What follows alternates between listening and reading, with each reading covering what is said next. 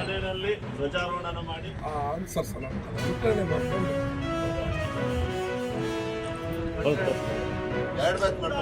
ಜಿಂದಾಬಾದ್ BJP ಜಿಂದಾಬಾದ್.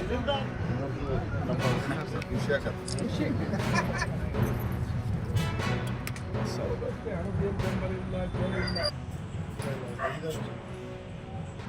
ವಾಜಪೇಯಿಯವರು L casual ಹೊರಗೆ ಬಂದು ನಾವು ಅಧಿಕಾರ ಬೇಕಾಗಿಲ್ಲ, ನಮಗೆ RSSನ ಭಾಳ ಮುಖ್ಯ ಅಂತ ಹೇಳ್ಬಿಟ್ಟು RSS ಪರವಾಗಿ ನಿಂತು ಅವತ್ತು ಹೊರಬಂದಂಥ ಸಂದರ್ಭದಲ್ಲಿ ಪ್ರಥಮ ಬಾರಿಗೆ ಹೊರಗೆ ಬಂದು ಆಮೇಲೆ ಭಾರತೀಯ ಜನತಾ ಪಾರ್ಟಿಯನ್ನು ಹುಟ್ಟುಹಾಕಿದರು ವಾಜಪೇಯಿಯವರು.